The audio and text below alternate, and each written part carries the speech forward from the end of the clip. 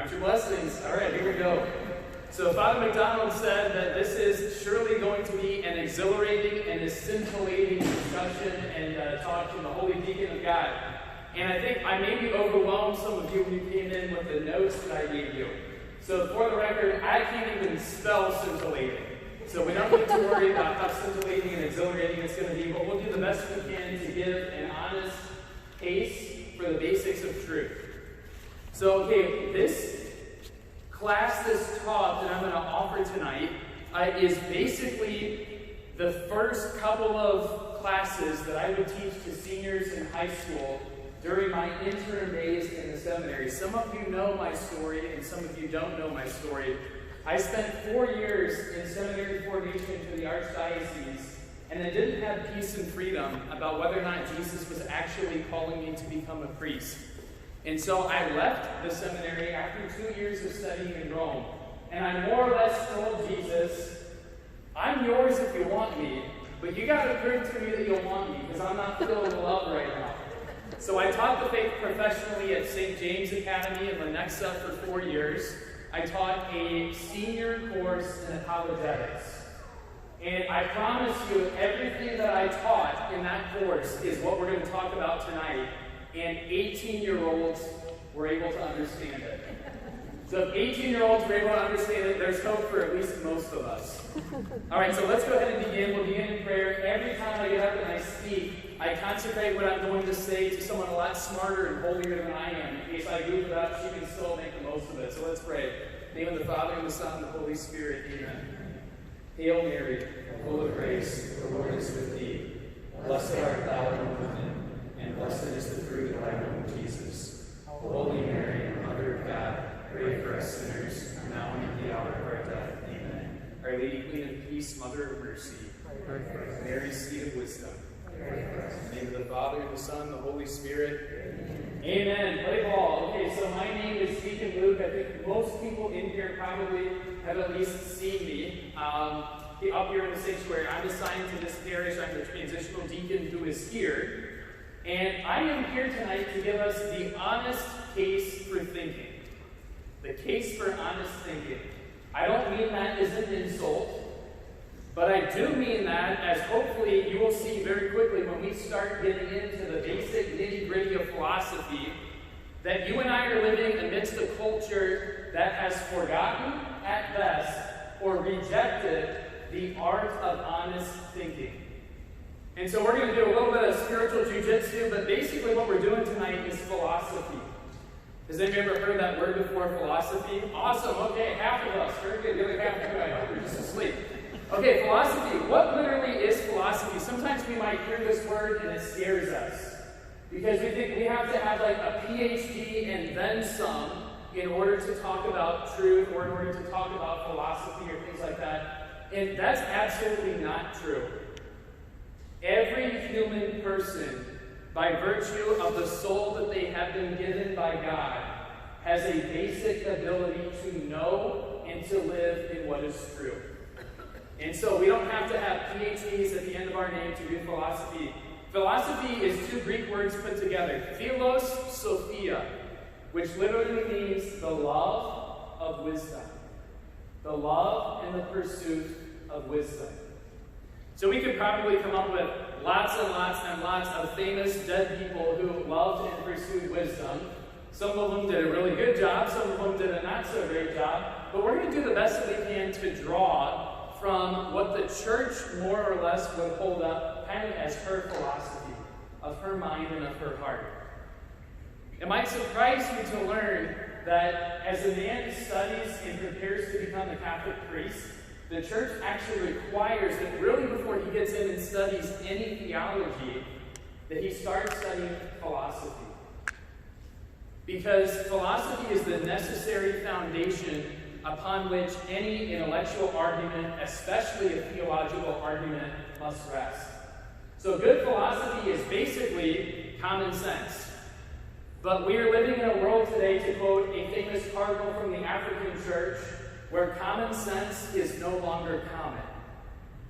And so this is actually where the good work of evangelization, in my opinion, begins in the time in which we are living. Anytime we enter enter into relationship with another person, that person that we are entering into relationship with is capable of knowing truth. They actually don't have more than just the ability of knowing truth, they actually were made for truth. And so the basic thing that we're going to do tonight is give kind of a crash course in what is truth, why should we care about it, how do we come to know it, what's it do for us, and then we're going to try and engage a couple of lies that our culture tells us that might inhibit us from knowing and pursuing and living in what is true. That sound okay? Beautiful. Awesome. Very good. So if the notes overwhelm you, we're going to kind of skim through them as best we can. We only have 3 hours this evening, and then we'll think, oh, yeah, I'm kidding. We have at the most an hour, and I want to make sure that we get time for questions. So we'll do the best that we can to get through as much as we can. But I wanted to give you kind of an honest crash course in lots and lots of different things. So if you have a question about something in the notes that maybe you want to ask about that I didn't touch on very much, by all means go for it here at the end of this talk. So the first thing that we want to hold up and acknowledge is the most honest reason to believe anything. The most honest reason that really a human being is capable of giving for accepting something, for choosing to live according to something, for choosing to do something, is because whatever it is that we're thinking of or talking about, it's true. So we can come up with lots and lots and lots of beautiful reasons to be Catholic, but honestly, I think the best one that I've ever heard is that Catholicism is true.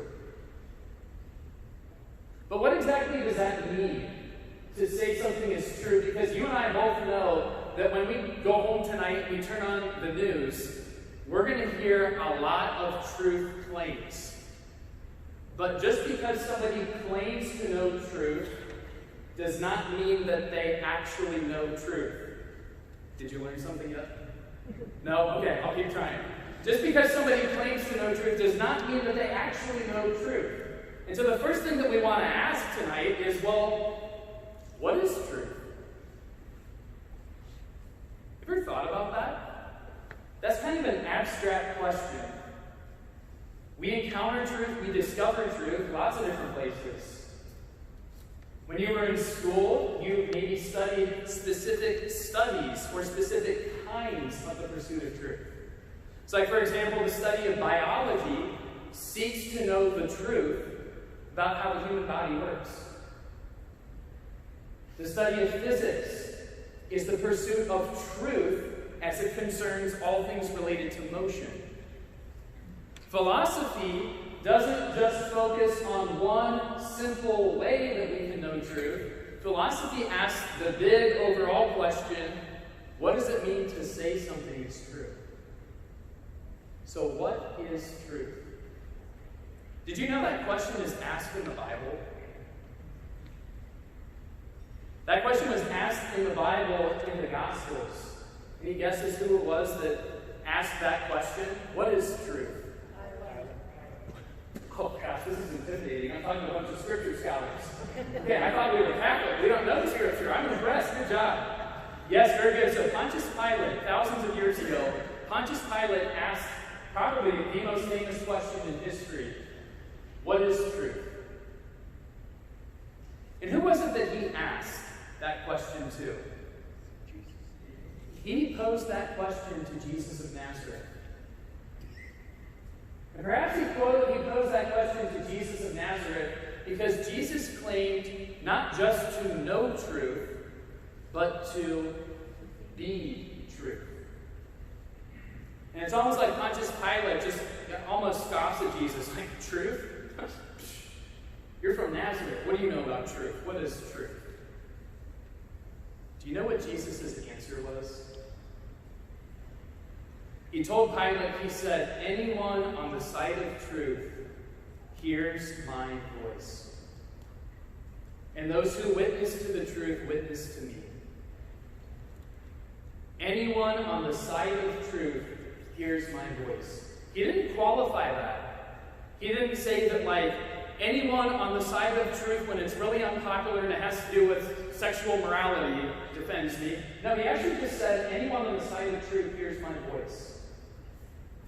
And so that means that, like, when you're sitting in a math class, when you're studying physics, when you're reading up on current events, insofar as you are encountering truth, you are actually meeting the person of Jesus Christ.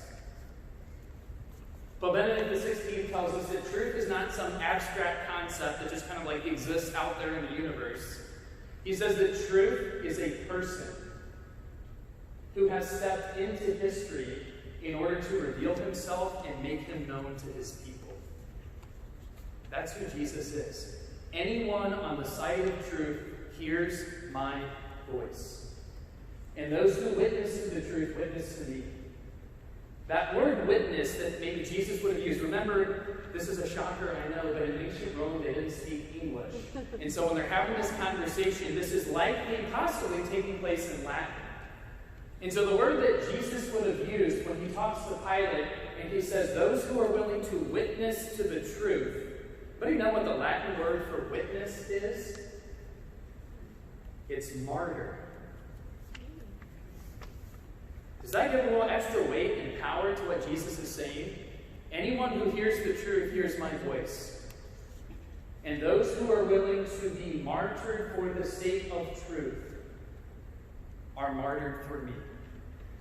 Those who are willing to witness to the truth witness to me. Do we suffer, maybe sometimes in our culture today, for claiming to know truth? Maybe not when it comes to like what 2 + 2 is, or whether or not Beijing is in China, or whether or not the Kansas City Chiefs won the Super Bowl.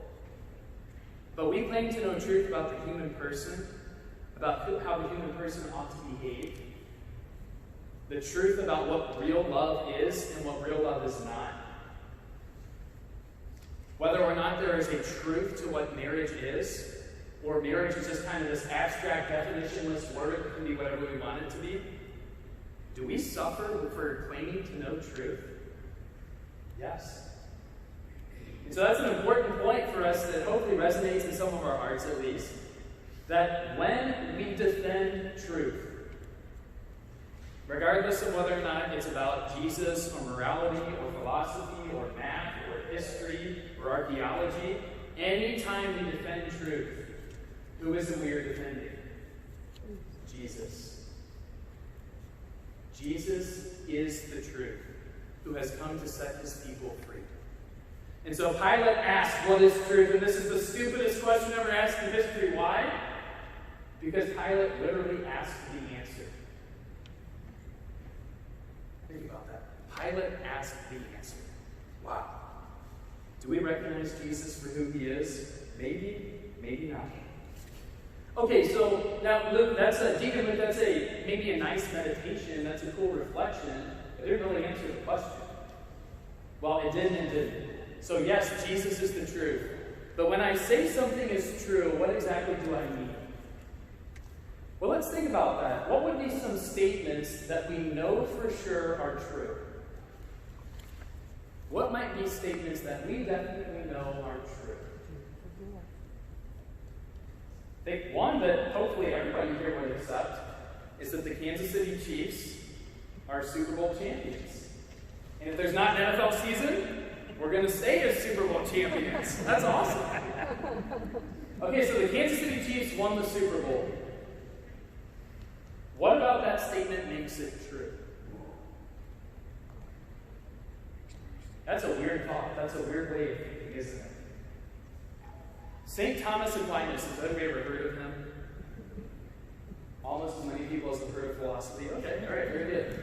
So St. Thomas Aquinas, yes, he's the rival to the high school that I taught at. Okay, yes, but we can still love him anyway. St. Thomas Aquinas, brilliant intellectual.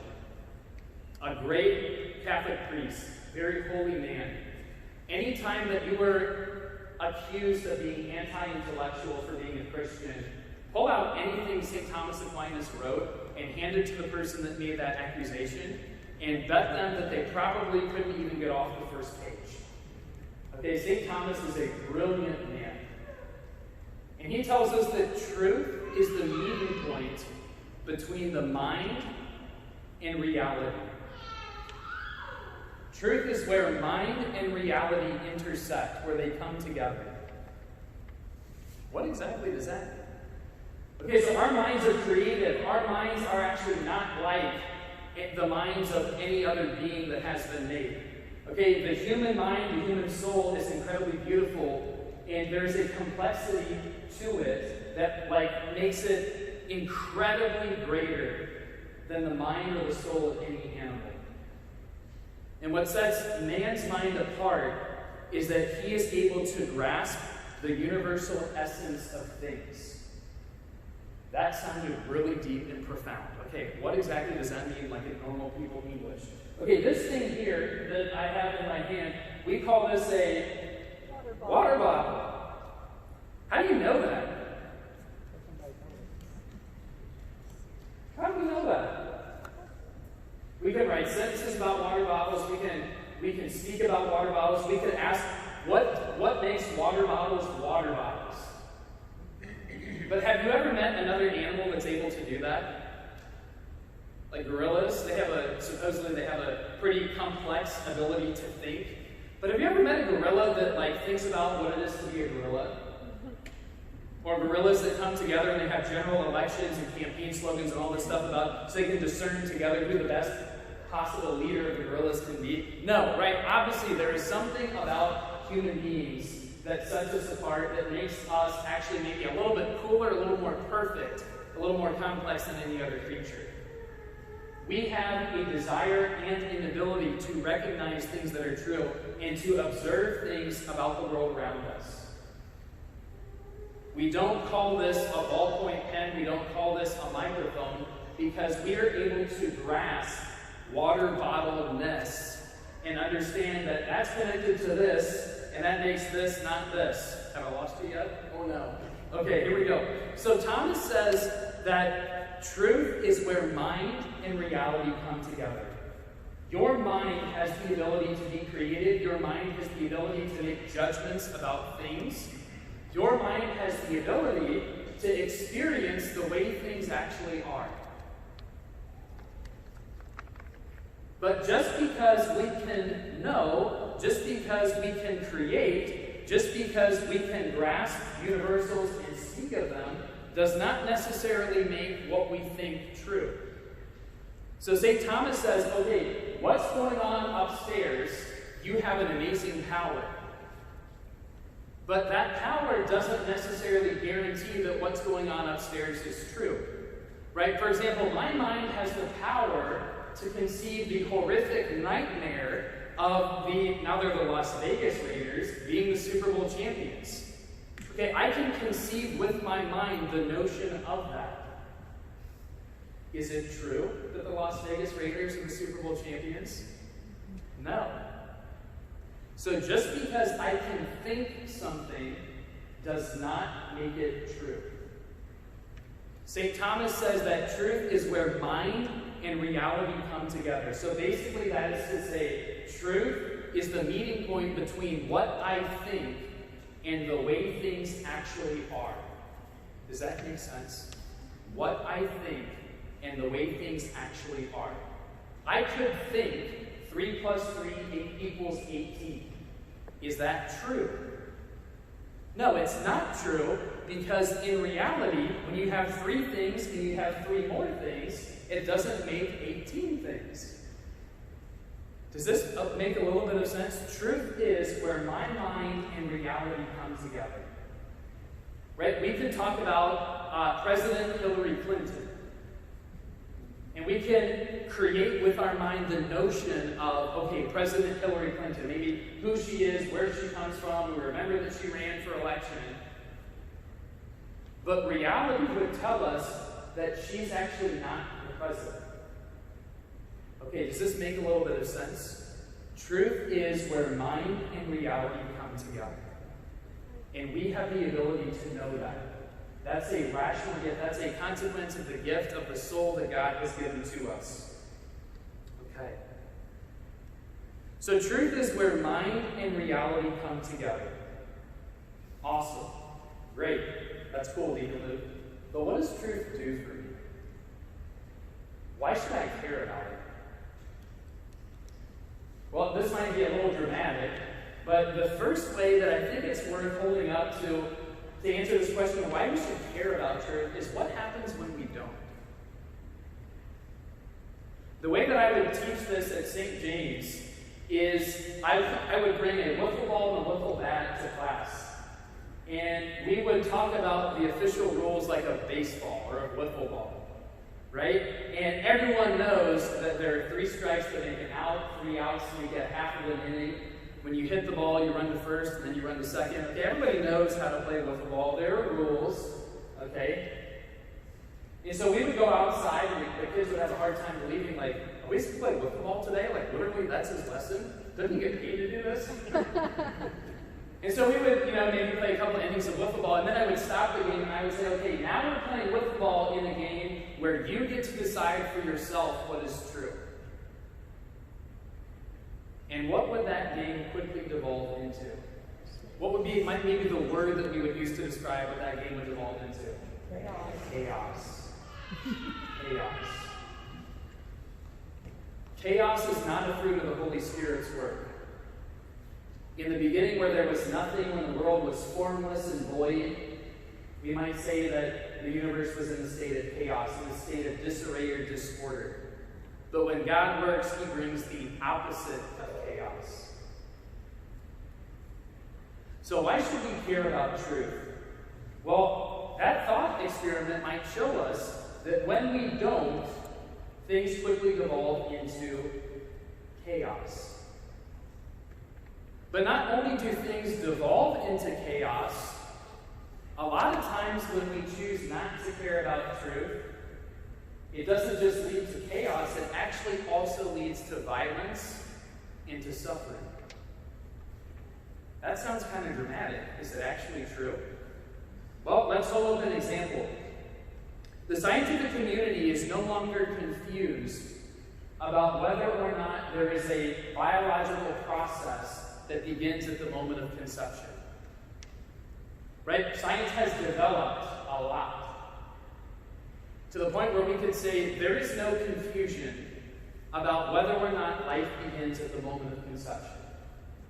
Maybe you could have a debate about whether or not that thing is a human person, but it's pretty much scientifically an indisputable fact that a process begins at the moment of conception that most scientists call life.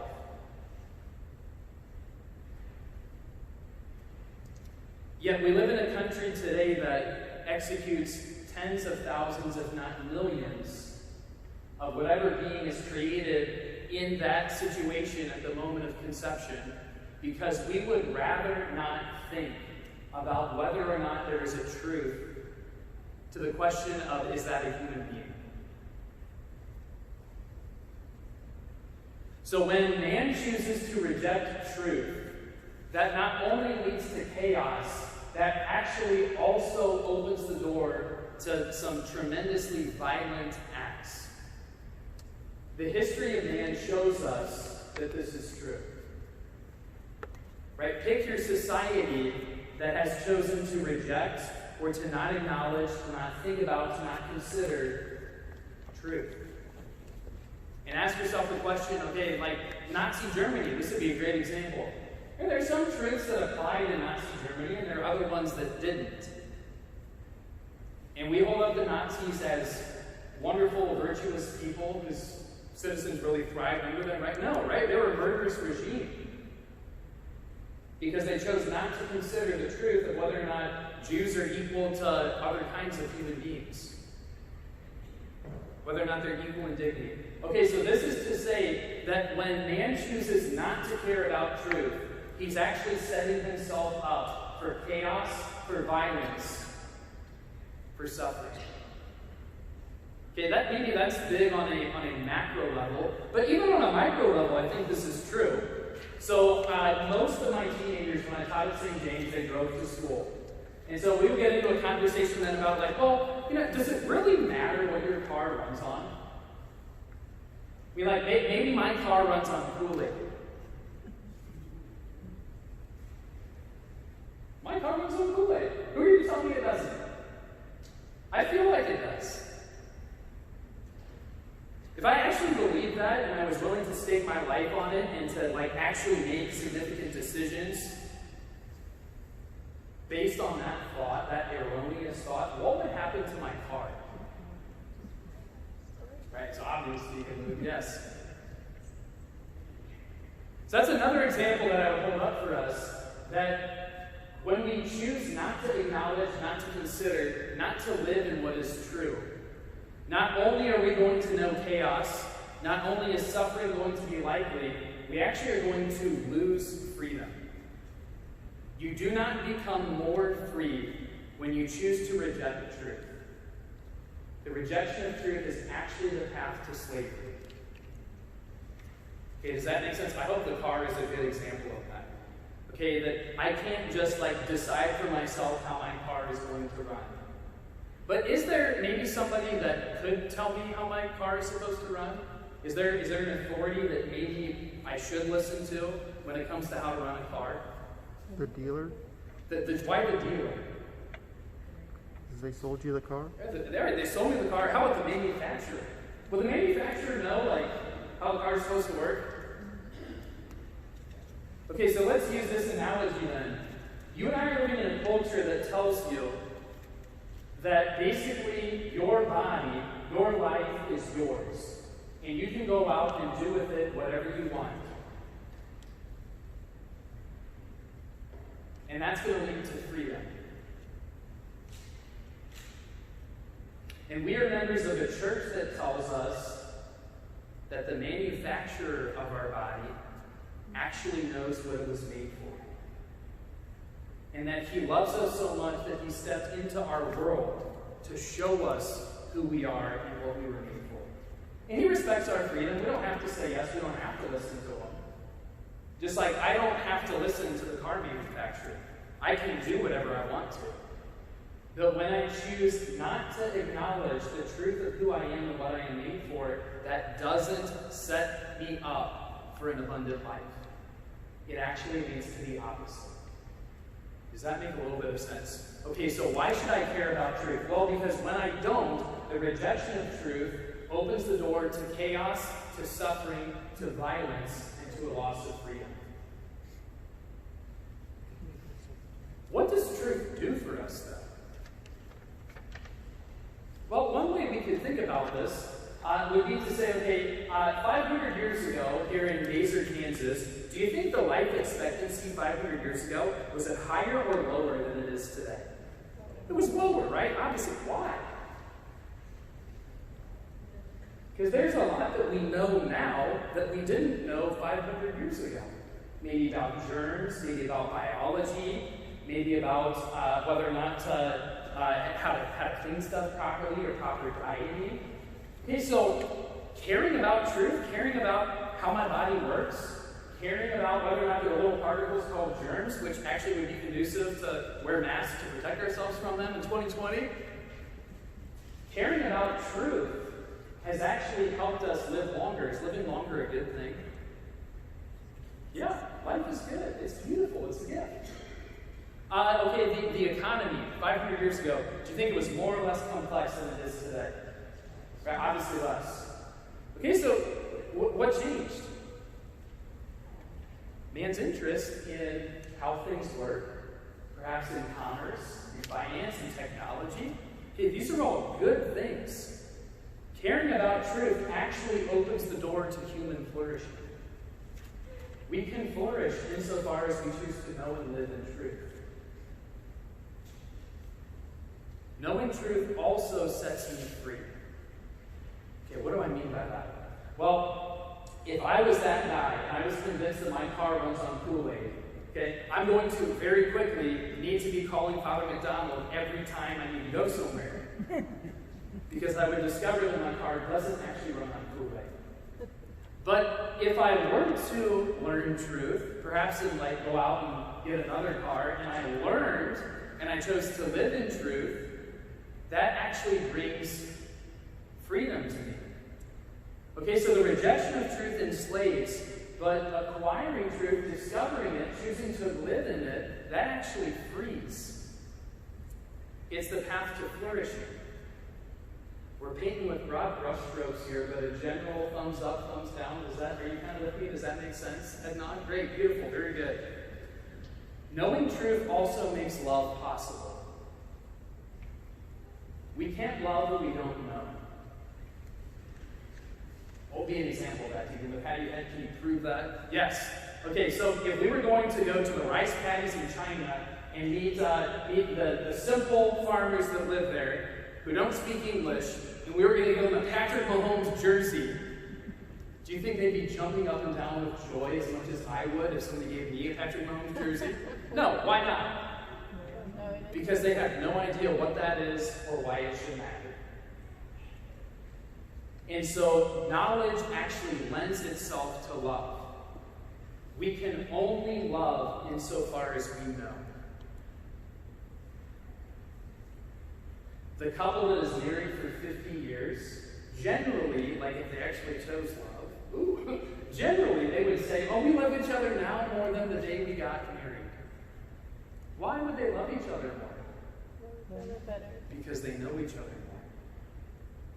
Okay, so love requires knowledge. We can only love what we know, and we can only love insofar as we know. Who do we say loves us perfectly? Actually, not our spouse.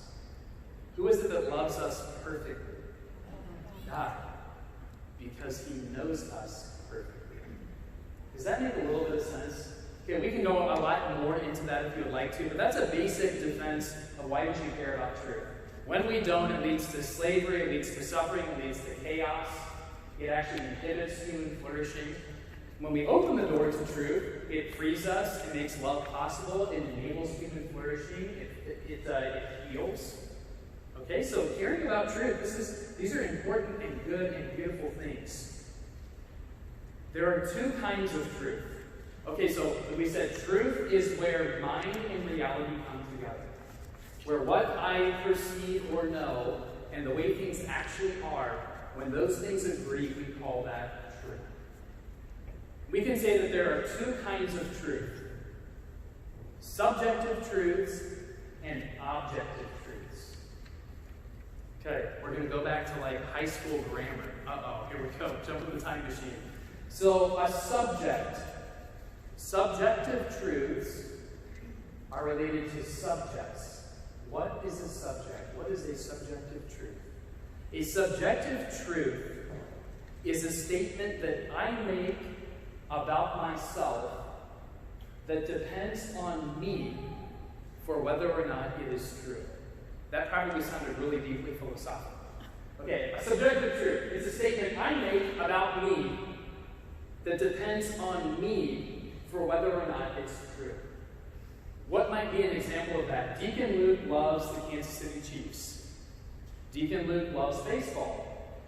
Now, what would happen, though, if Deacon Luke said something that was about him that depended on him, but it wasn't actually the way things are? So remember, truth is where mind and reality come together. Would it be possible for me to think something even about myself that isn't actually the way things are? Mm-hmm.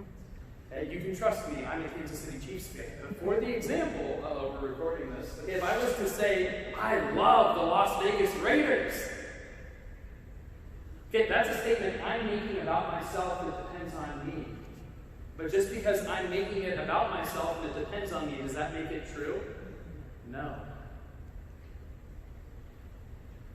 Ultimately, whether or not it's true is whether or not it's the way things actually are. Okay? Subjective truths are subjective statements that agree with reality. What is a subjective statement? It's a statement about me. It's a statement I make about me that depends on me for whether or not it is true. What might be the general word we could use to describe subjective truths? Opinion. Opinions. Very good. Is it okay to have opinions? Yeah. Can we have like true opinions and false opinions? Yeah, absolutely. Okay? And it's not necessarily bad to even just state our opinions. But it is important to remember that we live in a world that is not just rooted in opinion. Okay, what exactly do we mean by that? Well, we'll do an example here. Mr. Klingling, you chose to sat in probably the wrong seat tonight. Where's the best pizza you've ever had in your life?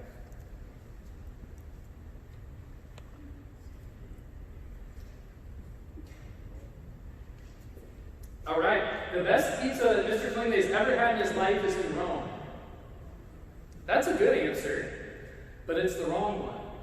Right? And if you were from Baser, Kansas, you would know that the best pizza that is found this side of heaven is found in Simple Simon's, right? Yeah, amen. Okay, right. So we get a lot of people that disagree with me. Talking Brudy's. Okay, so now what would happen if we were in a conversation about something that actually mattered, and we believed that there were only subjective truths in the world? And so he says the best pizza is in Rome, and I say nope, it's in Baser. Rome, Baser, Rome, Baser, Rome, Baser. How would you ever actually resolve that debate or that conflict? Try some pizza. Well, the history of mankind shows us what man chooses to do in those situations. And so Cardinal Ratzinger, who became Pope Benedict XVI, he actually tells us that when man chooses to live in a world where there are only subjective truths, he inevitably begins to build a society that resembles more and more a concentration camp. Because the biggest, most powerful, wealthiest, most aggressive subjective truth is the one that wins the day ultimately, and it beats all the other ones into submission. He says the history of mankind shows us this, and I honestly think that's true. That we would be hard-pressed to name a culture in the history of the world that chose to reject objective truth and only live subjectively, and those people flourished. When we live in a world that only acknowledges subjective truth claims, that is a world that is going to know conflict, suffering, and violence. Praise God, we don't live in a world, though, where there are only subjective truths. Because we live in a world where there are also objects. Objects, things that we talk about. Okay, so what's the other kind of truth? The other kind of truth is objective truth. What is an objective truth? An objective truth is a statement I make about an object. What is an object? It is something that exists outside of me. This water bottle is an object. My clothes are objects. My cell phone is an object. The crucifix is an object. What is an object? It is a thing, it is something that exists outside of me. And an objective truth is a statement I make about something outside of me that does not depend on me for whether or not it is true. If I was going to talk about Patrick Mahomes, is he something that exists outside of me? Yes. And so when I'm speaking of Patrick Mahomes in a way that actually doesn't depend on me, what I am saying is objective. Okay, ready for this? It's important. Anytime I say something that is objectively true, how would I know whether or not it's true? Just because I say it doesn't make it true. What will we have to look for? Whether or not it agrees with reality. And what is reality? The way things actually are.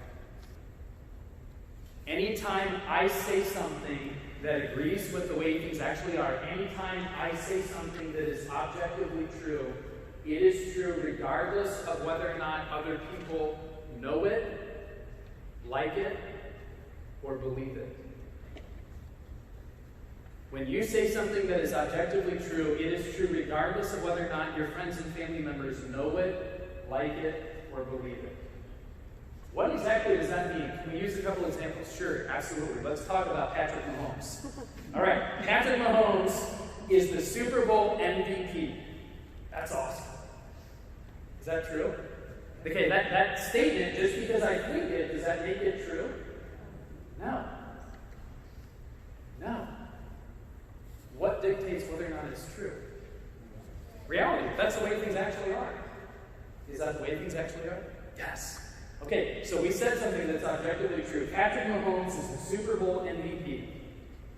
What if you didn't know that? What if you were living in rice paddies in China and you didn't speak English?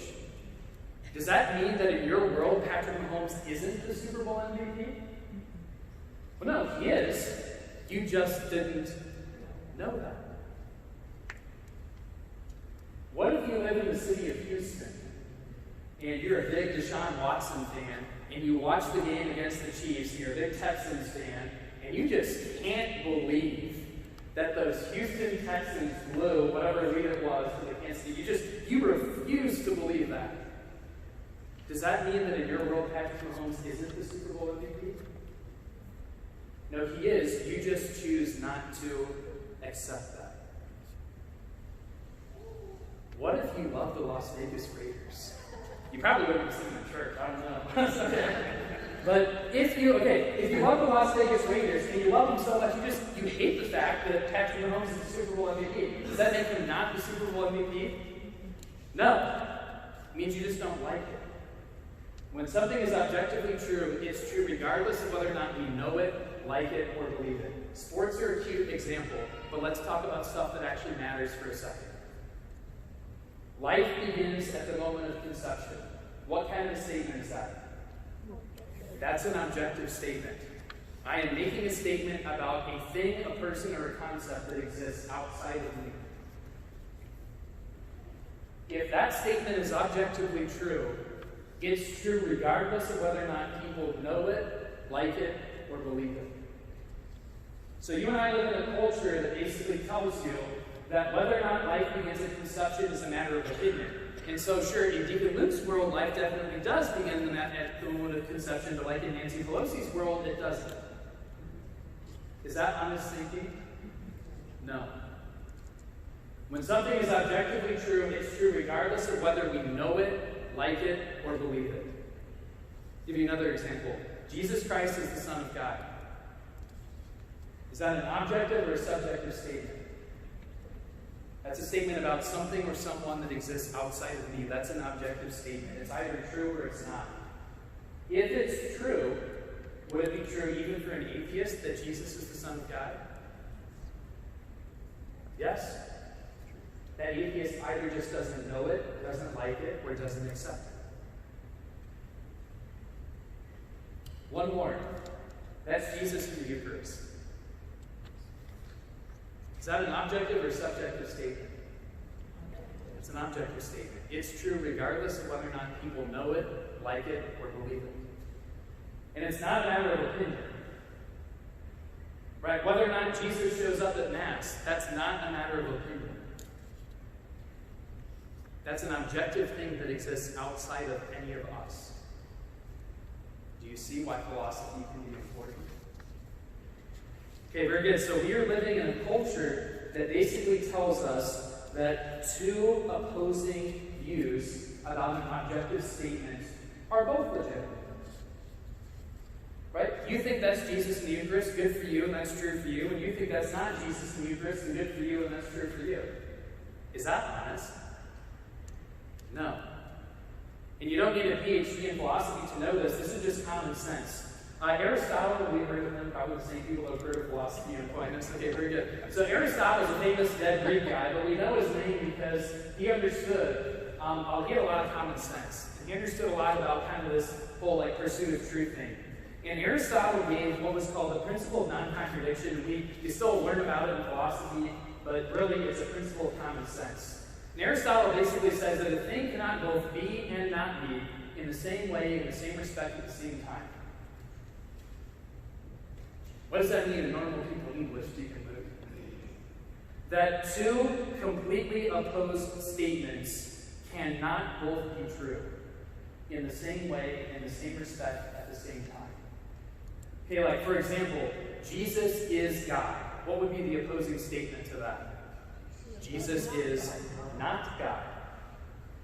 You and I live in a culture that says, oh, sure, yeah, they're both true. Just kind of, have it your way. That's incredibly dishonest. When you meet somebody that believes something that is the exact opposite of what you accept to be true, that's actually an opportunity to grow in friendship with that person. To be able to sit down with them and say, I think this and you think the opposite. And common sense should tell us we're not both right. So let's figure it out together. Hopefully this would be an obvious kind of principle of common sense. Okay, that it can't be raining on me and also not raining on me in the same way, in the same respect, at the same time. Jesus can't be God and also not God in the same way, same respect, same time. Life can't both begin at conception and also not begin at conception. Abortion can't be intolerable and also okay. Are you with me? Does this kind of make sense? Okay, so the principle of non-contradiction, that is a very important principle of honest thinking. Okay, truth is where mind and reality come together. There's a subjective side and an objective side to it. Objective truth is really important. Great, we're getting this even. How do you come to know truth? 3 very simple ways. Reason, experience, and belief. How do I come to know truth? Reason, experience, and belief. First one is reason. Reason is a mental process that God has given me the ability to think about stuff. And I actually have an incredible gift given from God where I can actually take something I know, think about how I got that, apply a rational process to it, and arrive at something I didn't already know. That sounded really deep and philosophical. Could you think of maybe a subject in school that would be an example of reason in action? Where you take something that you know is true, you think about how you got that, you apply a rational process to it, and you arrive at something you didn't already know was true? Math! Isn't that what mathematics is? You know 2 plus 2, but you don't know 4 plus 4. Can you figure out 4 plus 4 just by knowing 2 plus 2? Yes. Math is a beautiful way that we come to know truth. It's an example of reason in action. What might be another one? Isn't this literally the scientific method? Where you say, I know this happens when I do this, and so maybe when I do that, I can learn something from it. Reason in action, that's science. Math and science, 2 very beautiful ways that we come to know truth. But they're not the only ones. I can also know truth through my personal experience. God has given me the ability to see, touch, feel, taste, hear, and I can know stuff through my senses. I know what Father McDonald's cooking tastes like when he leaves something in the oven too long. Maybe you might know that other ways, but I have experienced that. I also know how hospitable he is, because I have seen it. I have felt it. Okay, so we can also know stuff through experience. But experience isn't the only way I can come to know truth. We have a lot of people in our culture today that basically will tell you, unless you can see it, feel it, touch it, don't accept that it's true. If that was actually how we lived, how many friends would we have? I mean, I would have no friends because I couldn't even accept as true, what Father McDonald had for breakfast. I didn't see it. He would have a very hard time proving that that's what he had for breakfast. Okay, so that mindset that says, unless you see it, touch it, feel it, unless your senses tell you that it's true, don't accept that it's true, that's kind of dishonest. Because that's not how anybody lives. So there's one more way that we can come to know truth. We can come to know it through reason, we can come to know it through experience, but actually the greatest way most of us learn anything is through what we call belief. And belief is what I come to know when I choose to make an act of trust. What does that mean? I choose to accept what someone else tells me is true. Why would I do that? Because I think they're trustworthy. Generally, when we watch the news at night, everything that we encounter via the news is actually an act of trust. That maybe that's a reasonable act of trust, and depending on what news we watch, maybe it's not so reasonable sometimes. Who was the first president of the United States? George Washington. How do we know that? Some of us here, maybe you're old enough that we remember it. But the rest of us in the church tonight, we would have to choose to accept what history tells us. Because history is a reliable source. Remember, history is very reliable, it's trustworthy. But how cool is that to think almost everything that you accept as true actually requires faith on a natural level. We have a very hard time getting off the ground, just like having friends and living a healthy, flourishing life, if we chose not to accept as true what authorities other than us tell us, we didn't listen to our friends or to God or to religion or to the news or to our teachers or to really anything. If you're going to get in an airplane and fly somewhere, that's actually an act of trust. Right? I've never gotten on an airplane and demanded to see, the certification of the engineer that checked the engines. And I haven't asked the pilot to prove to me that he's legit. I just generally trust that American Airlines hires competent people. Okay, so we push on a natural level, we are people of faith. Does that make sense? Faith is what I come to know when I choose to accept what who says? God. So God speaks to us, and faith is what the knowledge that I get when I choose to accept what God tells us. Okay, just real quick, we'll hold this up so we kind of have this in our tool belt. Is God knowledgeable? And actually, if he's God, is there anything he doesn't know? He's God. If there was something he didn't know, he wouldn't be God. Okay, so God is all-knowing, but God is also truth. He's incapable of lying to us. God actually can't do what he's not. So if God is truth, he actually is incapable of lying. So let's put this together here. God knows all things. He is incapable of lying. If he ever opens up his mouth and speaks, what should you do? Go to Vegas and go all in on whatever God said. Bet your life on what God said. It would be intellectually dishonest not to accept as true what God tells us, because he is all-knowing and he's incapable of being dishonest to his people. But you and I are living in a culture today that basically says between faith and between reason, you have to pick one. Do you ever encounter this mentality that either you can be into religion and witchcraft and black magic and superstition, or you can be an honest, rational person who's into science?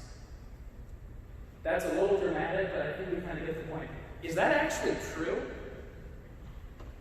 No, we could attack this in so many ways, but faith leads me to an encounter with truth. That's who God is. Reason leads me to an encounter with truth, right? Through math, through science. Those things lead to the same place. If faith is true, it doesn't fear science and reason. Actually, the greatest champion of science and reason that the world has ever seen is the Catholic Church, who is the bride of truth himself. The greatest champion of honest thinking, of science, of reason, of human rights, pick your developed area of Western society. It's the church. Yet we live in a culture today that basically tells us the church is incompetent and doesn't know anything about anything, including morality and faith and all that stuff. Maybe it's not modernity that we should listen to that maybe has forgotten the art of honest thinking. Okay, we're going to wrap this up very quickly, but there are a couple of important things that I want to name for us. There are some real lies present in our culture today. This divide between faith and reason is one of those. That science, religion, you have to pick one because they don't go together. That's dishonest. Science leads me to truth, true religion leads me to truth. They actually lead me to the same place. They're not opposed, they're not at odds with each other.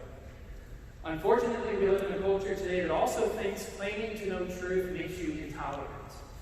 Now, maybe this is news to some of us, but I think most of us probably would be aware of this. Claiming to know the truth about when life begins, claiming to know the truth about what marriage is, makes us intolerant, hateful, bigoted. Right? Have you heard this before? Does claiming to know truth actually make you intolerant? Okay, well, real quick, let's think about that word, tolerant. When I tolerate something, what do? What are things that we tolerate? Long homilies, what do we do? What else do we tolerate? Hot weather, wearing masks in church. Tolerance implies disagreement. I actually can't start tolerating something until I disagree or I'm not a fan of it.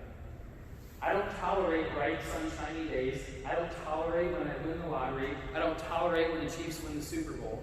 I love and accept those things.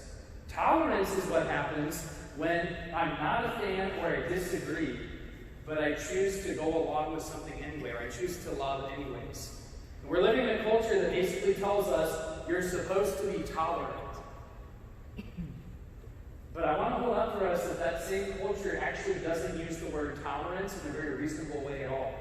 Because when we're told to be tolerant, we're actually told to blindly accept. Right? We're not allowed to disagree. We're just supposed to accept whatever is being put in front of us, and that's what tolerance means. That's not tolerance. Tolerance to a Christian is disagreeing but still loving. A great example of this, the saints are always the best arguments we've got in the Catholic Church. So a great example of this is Mother Teresa, St. Teresa of Calcutta. Okay, when we think of St. Teresa of Calcutta, we think of closed-minded, like irrational bigot who just hated everyone and everything, right? Well, she claimed to know truth. She claimed to know the truth about the divinity of Jesus, about his presence in the Eucharist, about when life begins and when it doesn't begin. She claimed to know truth about marriage, about what it is and what it's not. Yet even secular society remembers her as being like this nice, loving old lady who laid down her life in unselfish love for anyone. Do you know how many Christians live in Calcutta, India? Not many. The overwhelming majority of Calcutta, India is Hindu. And if Mother Teresa was asked, she would say, yeah, all these people, they absolutely are wrong about the divinity of Jesus. No question about that. But I love them anyway. And I'm going to lay down my life in service to them anyways, because they still remain God's children. Claiming to know truth does not make you intolerant. And that's actually incredibly intolerant that a culture or a person would ever throw that out at us. Claiming to know truth does not make you intolerant. Mother Teresa is a great example of that. Do you think, are we ever going to find some hidden videotape where we'd be like, oh my gosh, there's Mother Teresa? She's in the back slums of Calcutta, kneeing some Hindu in the face. Right? So I'm not going to do rice until you accept Jesus. No, right? We thought of that as stupid. She's an incredibly beautiful reminder for our time that we can love people that we disagree with. There's another lie that our culture tells us, that you're incapable of loving someone who disagrees with you. Actually, no, that's dumb. We can absolutely lay down our lives in loving service to the people that we disagree with. Just because you disagree with someone does not make them your enemy. Does that make sense? Okay, beautiful, very good.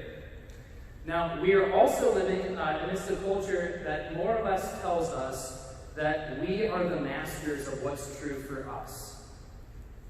Okay, have you ever kind of heard of this mentality that well, that's your truth and this is my truth? Do you ever hear about that with history? Like George Washington, he was your first president, but Ronald Reagan was mine. And we don't hear that with history. Do you hear that with geography? Beijing, that's in China for you. But it's in Jamaica for me. No, we don't. No. What's the area in our world where we hear all about, that's your truth and this is my truth? Morality. And I think it's a fair question to ask why. Why is it obvious that, so this philosophy that we're kind of talking about is called relativism. Why is it stupid obvious that in geography, in history, in math, in science, this is the worst philosophy in the history of the world. No one lives this. And then all of a sudden, when we start talking about morality, everyone wants to live this way. And I think it's a fair question to ask why. And if I can be so bold as to give you an answer, I think it's because that's the way to cheap and easy living. You don't have to answer to anything or anyone if you are the master of yourself and you decide for yourself in the moral area what's true and what's good, what's right and what's not right. But just to hold that up for us, that literally was the temptation of the serpent against Adam and Eve in the garden. Right? Remember, he said, "Oh, you can, throw God aside. You can become just like him. Sure, you can eat the fruit on that tree. You do what you want. It's 2020, Eve. You do you." Just to hold that up for us, that the mentality that basically says, I decide for myself what's true for me. One, that's a little prideful. Two, it's intellectually dishonest. Three, that's the argument that's given to each of us from not the person who loves us, it's from the person who wants our total destruction. So if someone has questions about that, I am happy to entertain those. It has been an hour. I can't believe that. That is a rough smattering of a case for honest thinking, a case for how do you explain what truth is, or why to care about it, or how we come to know it, or anything like that. If you didn't get a set of notes from this class, I'm more than happy to send them out if you want to shoot me an email. But I will open myself up for any questions that anyone has. It is 8 o'clock. You don't offend me. You don't hurt my feelings if you need to go or to keep moving on with your evening. But I am here as long as you want me to be here to answer, honestly, kind of whatever questions you want to throw my way.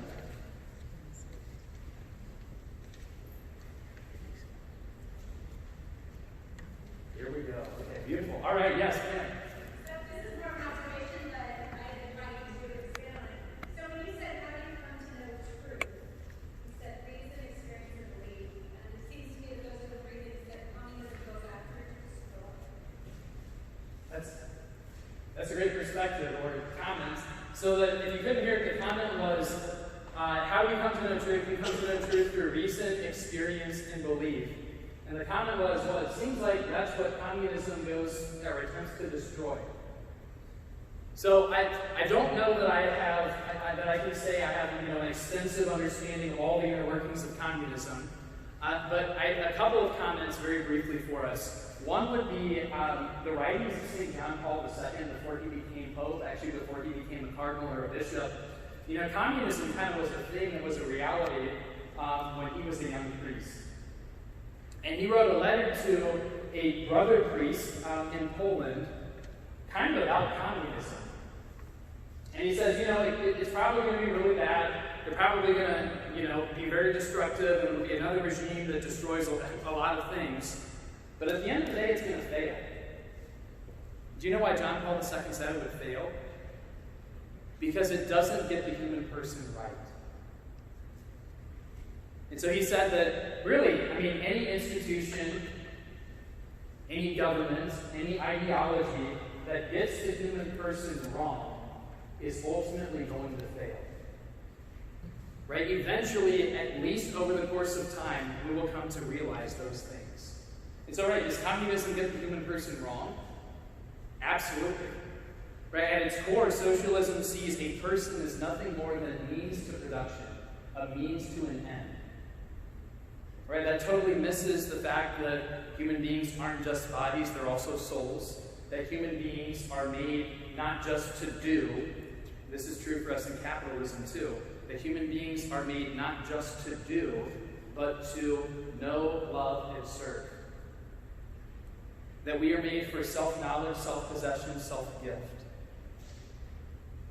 So John Paul II, I think, gives a great comment on that. Communism on a whole, so here we go, like political philosophy with Deacon Luke, buckle up. Round 2, here we go. So anytime a government is erected or comes into existence or anything like that, governments have fundamental choices they have to make, kind of at their inception. And I think one of those fundamental choices is,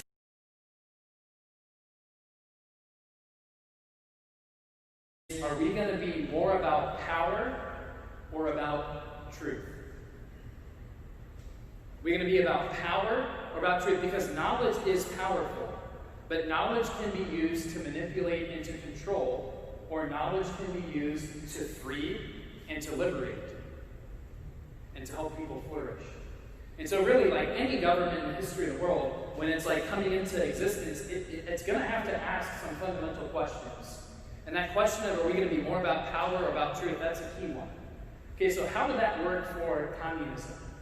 Well, okay, there's a truth about the human person. There's a truth about the existence of God. Communism chose no. Right? We're not going to acknowledge anything more to the human person than just means to an end. And we're not going to acknowledge the presence of God. He's not a part of this. So really, any government or any country that really allows for a religion to exist within its borders, that would be a sign of a country that wants, at least in some way, to get the human person right and to help its people live virtuously in accordance with what is true. Okay?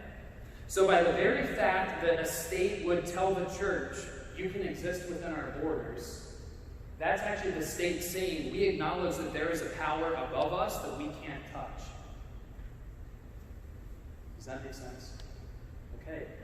And so I think this is an important comment in our day and age today then, is to say, okay, so a state that will respect the church and her presence and allow her to be present and to feed God's people and whatnot, okay, that's a state that cares more about truth than about power.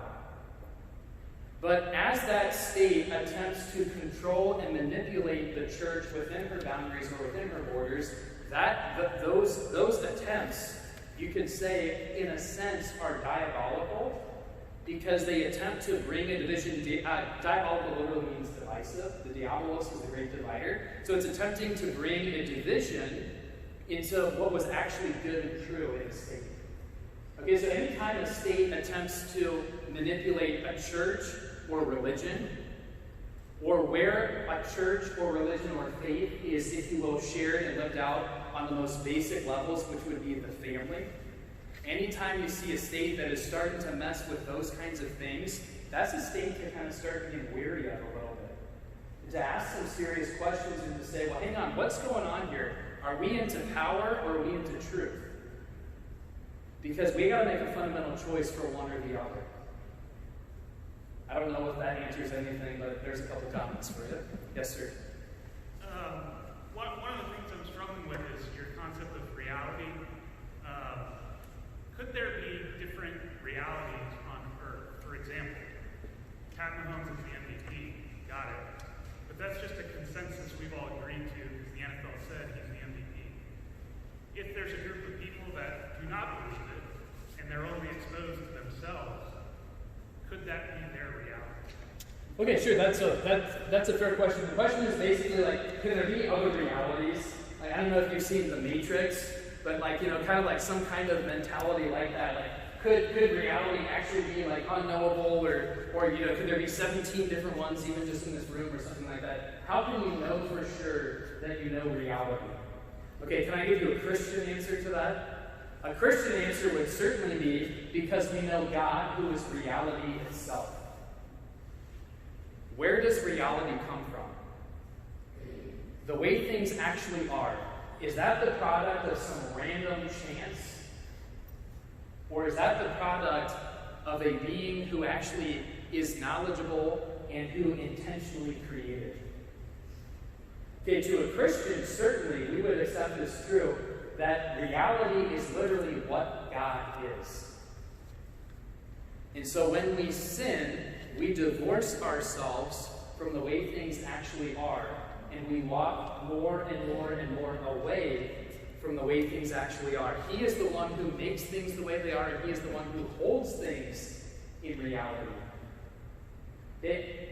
He is, if you will, He's the source of the existence of all things.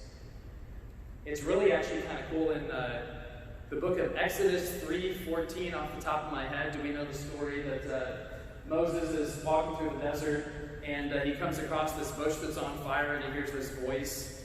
And Moses is like, whoa, what's going on here? And the voice basically says, Moses, I'm God and I want you to go and free my people and lead them to the promised land. And Moses kind of gets into this debate with the bush. Do we know what I'm talking about here? Okay. And and the conversation is basically like, well, why would I do that? I don't want to do that. You got to prove to me that this is you and whatnot. And Moses is like he's out of options. He's out of questions or arguments or reasons why he can't do this for God. And so his last one is his best one. And he basically says, well, okay, God, let's think this through. You want me to go back to Egypt where I just was. And you want me to tell your people, oh yeah, you remember me? Yeah, I got exiled? Yeah, let me tell you the story. So here I was dying of hunger and thirst, walking through the desert, and I came across this bush that was on fire, and I heard this voice, and here I am, follow me. God, no one's going to listen. Who the heck do I tell that is sending me? And what's the answer God gives that shuts Moses up? Yahweh. He tells them his name. And what is the name of God? Yahweh, I am. What's significant about that? When God tells us his name, God is so perfectly simple. His name isn't just who he is, it's also what he is. And so when God tells us the name of his son, Jesus means God saves. And God saves isn't just who Jesus is, it's also what Jesus is. It is God who saves. And so what is God telling Moses when he says, I am? He's saying, I am he who is. Another way that we could explain that is to say that God is saying, when he gives the name Yahweh, I am existence itself. All things that are come from me, and I hold all things that are in me. And so if existence himself stepped into our world and told us stuff like, anyone who sees me sees the Father, we can certainly bet our lives and our intellectual capacity on the truth that God is existence itself, that he is reality itself, and that in knowing him and allowing his vision and his, if you will, the light of his truth to permeate into our souls, we certainly know the way things actually are. Some of that is also just common sense too. Okay, is it possible that there are 17 different matrices here? Well, maybe, but it would seem readily obvious that we all live in the same one. Why is Patrick Mahomes the Super Bowl MVP, or why is he the MVP? Because those who had competent authority that everybody recognizes to make him the MVP said he's the MVP. Okay? Does that make a little bit of sense? Yes, ma'am. Mine's a more practical question. So how do you begin to discuss and engage someone who is an agnostic, moral relativist, whose first reaction is that you are intolerant? How do you open up a conversation like that productively? Okay, great question. So the question is basically, how do you start talking to somebody that is a moral relativist, that basically thinks that your truth is your truth about how you live your life, and my truth is my truth about how I live my life. I'm not advocating that you actually do this. Mute the camera so Father McDonald doesn't hear it. Okay, but no, really, okay, honestly, like when I would talk about this with my students, beat that kid up and steal their lunch money. When you wrong someone, guess what? That person knows very clearly and obviously because they're aware of justice. I've been wronged. Okay, so I'm not necessarily saying like we should actually do that. Okay, but it is an interesting thought experiment. That okay, if you actually believe that I should be able to live however I want to live, well actually I want to murder you. Who are you to tell me I can't do that? Who are you to impose your morality on me? Okay, and so moral relativism is cheap, easy living until we're the recipients of actually the lie that it is. Until we experience that, no, actually it's wrong. And it doesn't lead to flourishing. Does that help? Does that make a little bit of sense? Okay, another way that we can enter into the conversation with somebody would be to also just hold things up. Right? I have really yet to hear in our culture right now this summer, someone really who actually has a voice to be able to say it, come out and lobby for racism. I have yet to hear like a political candidate say, well, like, I'm the racist candidate for president. Why aren't they doing that? because it's pretty obvious that that's wrong. Truth is not governed by majority vote, but the majority are capable of knowing truth. Maybe they don't exercise that capability, but they are capable of knowing it. Okay, so I think there are also a lot of things that we can point to and to say, like, okay, really, we seriously actually believe that. Okay? History also is a very good argument. Every society throughout the history of man that has adopted moral relativism, really other than Western culture today, do you know what they have in common? They no longer exist. You really think that's the path to life? There's a couple. Other questions?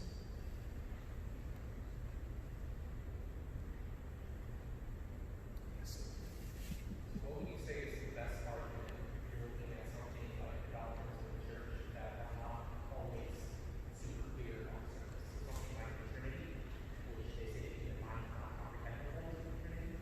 So how do you reconcile that with truth is what we think and what reality we get?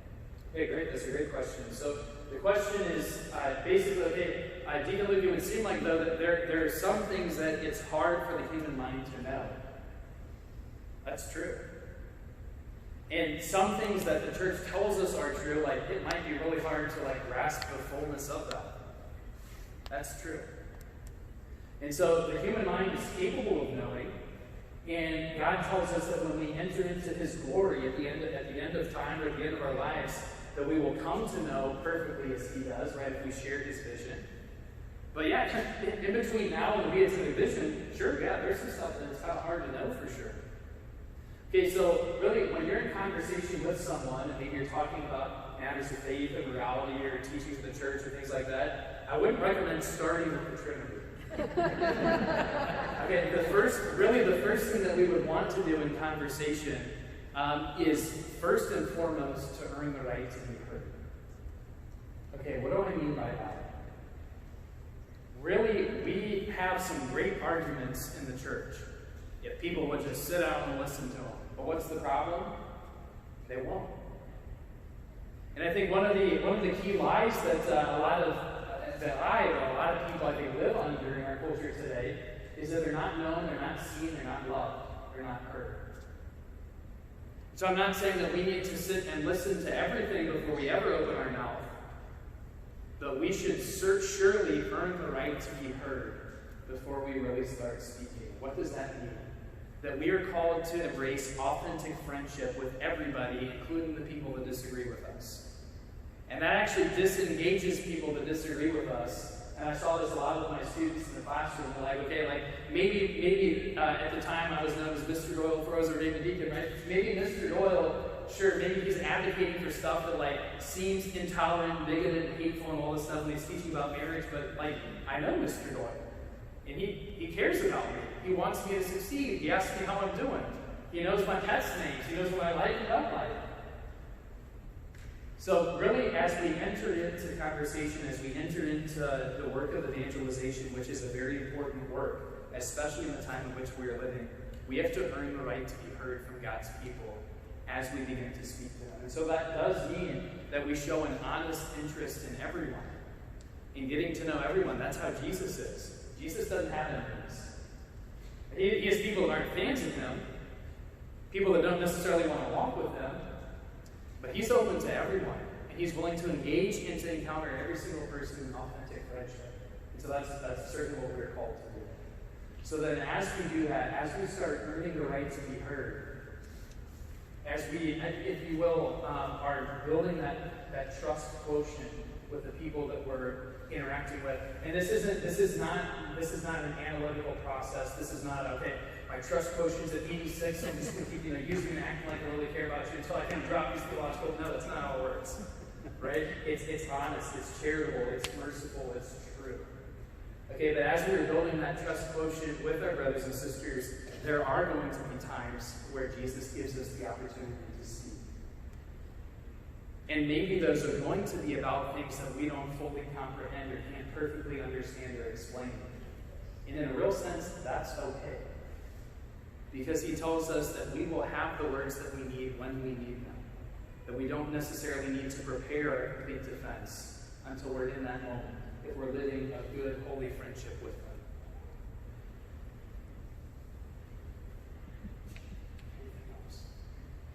Yes, sir. So you talk about reality and the way to talk about truth as reality. You have a moment where faith comes in, where you cannot validate the reality. Sure. So how do you bridge to some things are faith-based, Yeah. but not necessarily verified? Great. Okay, so the question is, sometimes it would seem that maybe things are faith-based or that they're theological truths that we would have a hard time verifying or proving, like maybe with science. Okay, so a couple of just simple answers for that. One is, at the end of the day, we're not Catholic because science proves Catholicism. And it's actually intellectually dishonest to expect science to prove everything that we accept to be true. How do we know that? Because science doesn't prove that we should accept everything that we need science to prove in order to be true. Did you follow that? If your basic mindset is, unless science proves it, I don't accept it, can you run a science experiment to prove that you should only accept what science experiments prove? No. You're doing bad philosophy. You're not doing science at that point. Okay, so the mentality that because science can't prove it, I don't accept it, that's actually intellectually dishonest. Okay, that's a form of relativism that would be called scientism. Okay? Science actually doesn't tell us that science is the only way we come to know truth. Okay. All right, now, is it true, though, that there are some truths of faith that we do have a hard time understanding and grasping? Yeah, certainly, absolutely. But at the core of what it is to be a Christian, we're not Christians because science tells us to be Christians. Science verifies Christianity and it strengthens Christianity. But at our core, we are Christians because we believe that guy is God. And if he is God, he is ultimately trustworthy no matter what. And so sure, sometimes maybe he asks us to do things that at face value don't seem reasonable, but he proves himself trustworthy time and time again, and science can actually verify that. What exactly do I mean by that? Did anybody catch any of the Eucharistic miracle exhibits in the back of the church the last couple weeks? Okay, there's one that there's a reasonably good YouTube video that's out on. It's like 11 minutes long. If you go home tonight and you Google or you YouTube the Eucharistic miracle of Buenos in Argentina, have you ever heard kind of the basic storyline? That in the mid to late 1990s, so we're not talking like in the 1700s, with science, we're talking like actually pretty recently, that there was a Eucharistic miracle that occurred in Buenos, Argentina. The SparkNotes version of this is that miracle just set as it was without really being touched or messed with in any way for years. And then several years later, the then Bishop of Buenos Aires by the name of Jorge Bergoglio, who is now Pope Francis, which is a kind of cool connection, he said, you know what? Let's put Jesus under the microscope. He is the truth itself. There's no reason to fear what science might tell us about this. This will only help our understanding of who Jesus is. So like that's kind of a great tension, or that's a great show of Pope Francis's faith. Okay, at the end of the day, is Jesus truth? Is he trustworthy or is he not? So Pope Francis says, sure, yeah, let's send this Eucharistic miracle off, and let's try to send it to atheists or to people who don't share our faith in Christ, and let's not tell them what it is they're investigating. And let's just see what they find. And guess what? Science verified faith. Can you run a science experiment on the wafers that Father prays over at Sunday Mass? No, usually you can't. But just because science has a hard time grasping it, does that make what our faith tells us not true? Absolutely not. Jesus told us it. Jesus is the truth. If he told us, we know it's true. And so Jesus actually helped to verify and to show us by lifting the veil a little bit on this Eucharistic miracle. And there is a quote that one of these scientists who studied this miracle that he said, and I think it's amazing. This guy's name is Dr. Ricardo Castañón, and I encourage you to look him up. He was an atheistic scientist until he said he was one of the best molecular biologists, kind of like in Western society at least. Okay, but he was a self-proclaimed atheist when he studied this Eucharistic miracle, and he writes, and I think does a very beautiful job of telling his own story, look him up, about how his study of this particular miracle, as well as other miracles after he encountered this one, converted him. And so he remarked famously as he studied this specific Eucharistic miracle from Buenos Aires, how and why this would happen is a mystery to science. And it's a question that is totally beyond her competence to answer. Does that mean that there isn't an answer? No. It just means that we shouldn't look to science to explain something that at its core is way beyond science. So I don't know if that answers your question well or not, but science verifies matters of faith. Okay, can we run a scientific experiment to prove that the Trinity is the Trinity? It would be a little bit intellectually dishonest for us to even attempt to do that. Because those questions are not scientific or theological in nature. Okay, they can help each other. Faith helps reason, reason helps faith. But they're also two separate things. That's a great question. Anyone else? Sister. So the Eucharist, is it finally just an act of faith for someone to believe?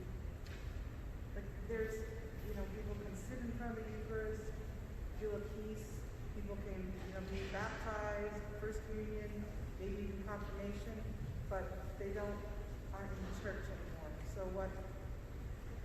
That's a great question. So sister's question is basically, at its core, is the Eucharist, is it just a matter of faith?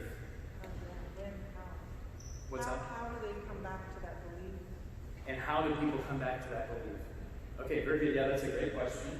I think it is a matter of faith, but I think it's more than just a matter of faith. Okay, it's also a matter of history. Okay, if we were going to jump into a time machine and go back 2,000 years ago and see the first Christians, the people that followed Jesus, like the apostles, what did they believe about whether or not that's Jesus in the Eucharist? They believed in the true presence of Jesus in the Eucharist. How about the next generation of Christians? Were they confused about whether or not Jesus is truly present in the Eucharist? No, they thought he was truly present in the Eucharist. Okay, and so whether or not Jesus is truly, actually present in the Eucharist, okay, at its core, it's a matter of faith. Because Jesus tells us that, and we choose to accept as true what Jesus tells us.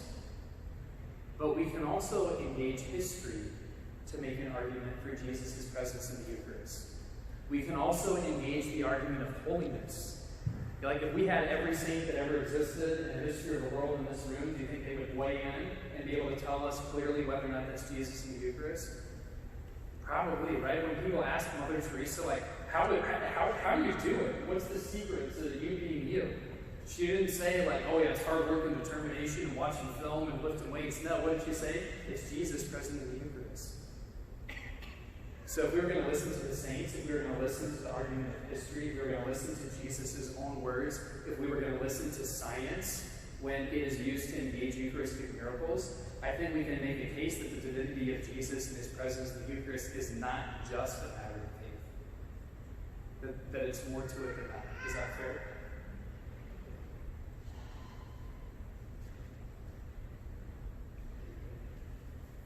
Anyone else go once? Twice? Thank you all for staying. Let's pray super quick and get out of here. In the name of the Father, and the Son, and the Holy Spirit. Amen. Glory be to the Father, and to the Son, and to the Holy Spirit, as it was in the beginning, is now, and ever shall be, world without end. Amen. May the peace, Mother of the eternal victory, pray for us in the Father,